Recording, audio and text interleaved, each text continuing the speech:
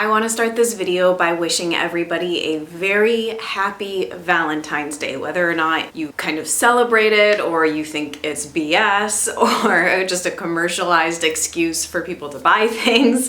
I really love Valentine's Day. I think the collective energy on that day just feels so amazing. I've always loved Valentine's Day since I was a kid. Remember like picking out your Valentine's kit that you would get at like the drugstore or whatever, and it was like Looney Tunes. I mean, I grew up in like the 80s and the 90s, so it was like Looney Tunes and My Little Pony and like Sailor Moon and like stuff like that. I just always have loved Valentine's Day. I think it's such an amazing celebration of love as a vibration well beyond romantic love. So sending all of you lots of love today on Valentine's Day. I'm like so giddy, and I'm not even filming this on Valentine's Day, but even just thinking about Valentine's Day makes me really happy. So today, to celebrate Valentine's Day, in the past I've done kind of Valentine's Day specific get ready with me's, which are a lot of fun. I think that there's so many directions that you can go in. But today I want to bring you kind of a unique video, I guess, for my channel. I've done quite a few lip swatch videos in the past, mostly involving Bite Beauty, but I think I've done lip swatches of like my lipstick collection and things like that. So today I'm going to be swatching all of the Au Naturale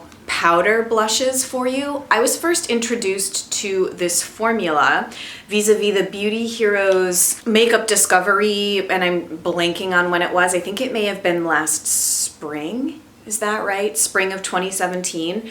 There was an Au Naturale elective makeup box similar to the one they just did for Fit Glow if you're new to my channel or new to discovering Beauty Heroes, and they had included the Au Naturale powder blush in pink champagne, along with like an eye pencil, a lip product, and like a roll-on eyeshadow. And for me, the huge standout from that box was the blush as well as the eye pencil, which I really do like as well. But the blush in particular, I really ended up liking, which was significant to me because I am not a big fan of blush. Blush is very polarizing. People either really, really like it or don't. And I think this is just entirely dependent on one's undertones and chemistry. For me, because of my undertones and my chemistry, blushes don't ever show up true to color on me. They'll shift warm often, and I think this is a result of having a sort of a mix of pink and olive in your skin, which I do.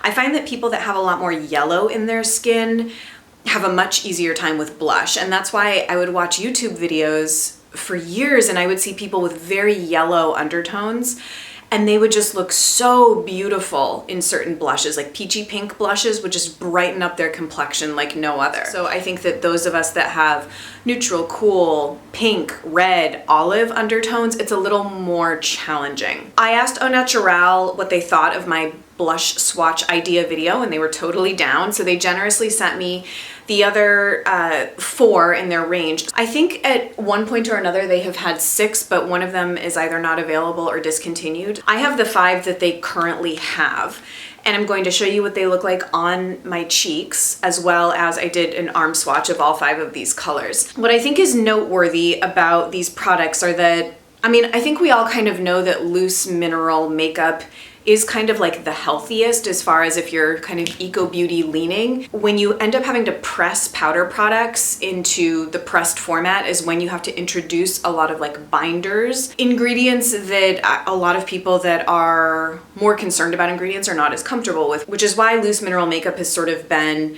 the go-to of eco beauty for a while. I do think that that's changing. There are brands that are coming out with great pressed products. I do think that their kind of innovative packaging for this, how to dispense a loose mineral product, is quite noteworthy. I still think it's not a lot of people's favorite, but I have actually really liked it. I am never going to enjoy having a dish of loose mineral makeup with a sifter and having to deal with that, like the Bare Minerals old school style of makeup. I've never liked it. You can see it does get a little bit messy, but it's basically like a dispensing mechanism where you can either sort of depress the product directly onto a brush, or how I often do it is just onto the back of my hand, and then I will dip a brush into the product and apply that way. It's still a little bit messy. It's not as effortless as dipping your brush into a pressed compact, but for how much I've liked these blushes, I'm kind of willing to deal with it. I really fell in love with Pink Champagne because it is a dead ringer for NARS orgasm. It has the same sort of peachy pink, but more pink leaning, almost like gold shift on the cheeks. It is what I'm wearing today, although when I often watch footage back of me filming, everything kind of gets washed out. I tried to really go overboard on the blush swatches so that you could actually see them. But to me, this is so much like NARS Orgasm. And then another one in their collection, Pomegranate, is much closer to NARS Deep Throat. Those were the two that I always wore. Deep Throat has much more of a peach coral tone to it, whereas I always felt that NARS Orgasm had more of like a pink with a little bit of peach and like gold shift to it. So they kind of have two NARS Orgasm dupes in their collection, which I just think is like kind of cool. Not that we should even be trying to dupe conventional makeup, but I think that those blushes are a reference point for a lot of people, at least a lot of people my age who were like obsessed with Sex and the City in the early 2000s. So the colors in the collection are Gilded Sunset, Pomegranate, Pink Champagne, Pink Lady, and Plum. So they come just in this sort of packaging. These are what the boxes look like. You get 4 grams of product. On the label, they tell you the lot number as well as when the product expires. And these expire in 2019. So they're good for the end of 2019. So they're good for about 2 years, I would say, 2 to 2.5 years. The only ingredients in here are non-nano titanium dioxide, iron oxides, silica, and micas. So it's free of all the synthetic preservatives, nanoparticles, gluten, parabens, fillers, dyes, and toxins. One of the things that I had noticed about Pink Champagne right away when I started using it really regularly is how I felt like it didn't look dry on the skin. And I have found that in the past, trying to use loose mineral makeup, that sort of powdery look has always been an issue for me. Not finding these dry could be sort of my application technique. My favorite way to wear Pink Champagne has been to apply a little bit of the Gressa Lumiere tint in Eva. This is another Beauty Heroes discovery. I'll do a little bit of this on kind of the high points of my cheeks, let that set, and then I'll go in with a light dusting of this over top. I don't need highlighter or anything. So I swatched in order from what I considered lightest to darkest. The lightest one is Gilded Sunset, which is kind of like a peachy, bronzy nude. This is probably my second favorite one in the collection behind Pink Champagne. I was wearing this on Instagram stories yesterday actually, and I got a ton of DMs that were like, your skin looks amazing. And my skin actually has not been amazing lately, but I was wearing this and I feel like it really gave me a beautiful glow. This is actually the most shimmery one in the collection in my opinion. You'll see in the arm swatch. Unfortunately, this one didn't swatch as well on my face because it was the first one I did and I was a little bit light-handed, so I didn't build it up as much as I could have. The second one is Pomegranate. Again, to me, this is sort of a dupe for NARS Deep Throat. It's kind of has some coral in it, but a lot of pink. It's not super shimmery. Pink Champagne is a little bit more shimmery than this one. Actually, I think this is the one that would look super pretty on people with more yellow in their skin. I think it would give just like a beautiful pop of color, brightness to the cheeks. Okay, then Pink Champagne, which I love and adore. Then there's Pink Lady, which is a tad cooler. It's sort of like a cool purpley pink with no shimmer. This is the least shimmery one in the collection. The first time I tried it, I thought it was like a true sort of matte blush, but it might have like a tiny bit of shimmer in it, but it basically shows up as matte on the face. So if you're looking for a more matte color, I think this one is pretty. It kind of shows up the same, but slightly more cool on me than Pink Champagne and without the shimmer. And then the darkest one is their shade Plum. This was kind of the one I had the highest hopes for because I always want to get kind of that mauvey look on my cheeks. And unfortunately this one, it's just because of my undertones. I think it would actually look beautiful on a lot of people and show up much more purple, but on me, it kind of almost goes a little bit magenta, as you'll see in the swatch. It has a very minimal amount of shimmer in it. So I would say that Pink Lady and Plum are the least shimmery ones. Gilded Sunset and Pink Champagne are the most shimmery, and Pomegranate is kind of somewhere in the middle. Now, obviously, I'm just showing you how these look on my skin. I'm basically an NC 15 to 20 with complicated multi-ethnic skin undertones, pink, light olive, cool, neutral. That's kind of my deal. I am shade 11 in RMS and Cover Up, sort of between shades in the Fit Glow foundation. I'm using 1.5, but I would like to mix it with the lightest shade. Shade 110 in the Vapor foundation. Shade Euphoria in the Josie Marin Vibrancy foundation. I'm trying to think of other ones. I'm shade 1 in the Well People foundation stick. So for the swatches, I didn't have anything on my skin except for a little bit of the Fit Glow foundation in 1.5 mixed with a little bit of the Fit Glow Redness Rescue Cream. I wasn't wearing anything else when I did the swatches.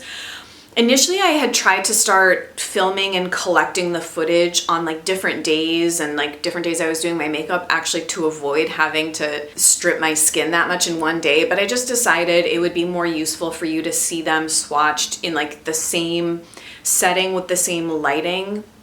I wore like a neutral top so that that wouldn't throw it off, and I tried to keep the rest of the makeup really neutral so that you could really get a sense for how they look. And there was too much variability when I was trying to swatch them on different days, so I just threw in the towel. I applied each blush with I believe this is a goat hair brush. It's a Chikuhodo cheek and highlight brush. It's very soft, and when I switched from using a synthetic Sigma brush to apply these to using a much softer natural bristle brush, I think that it gives a much more beautiful kind of like airbrushed effect.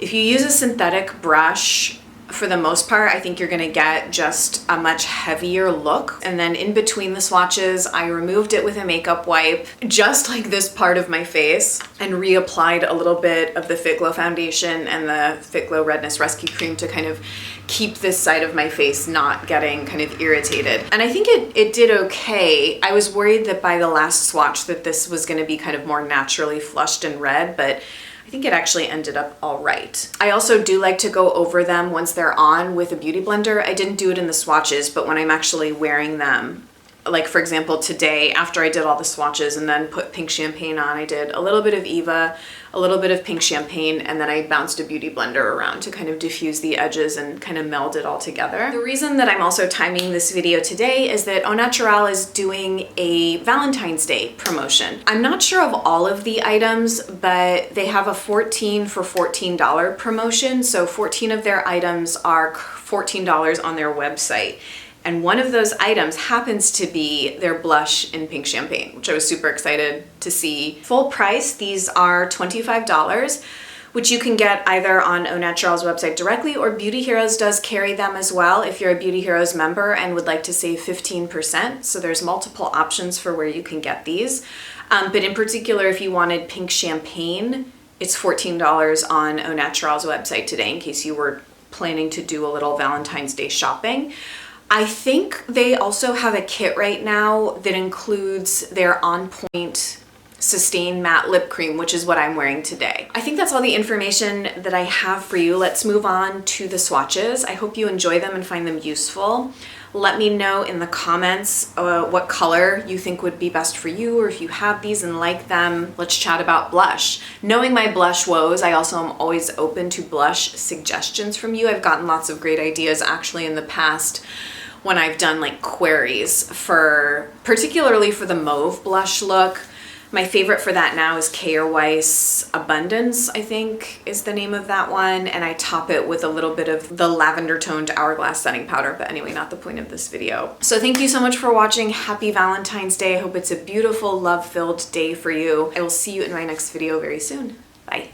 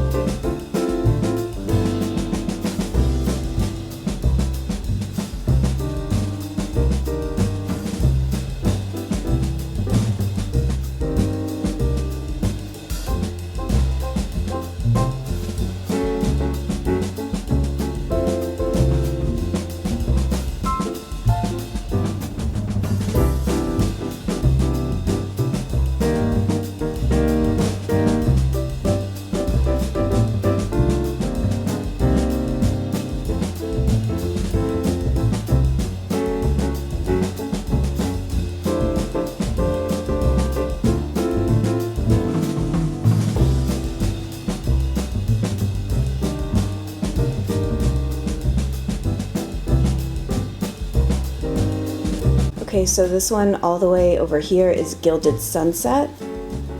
This is Pomegranate, Pink Champagne, Pink Lady, and Plum.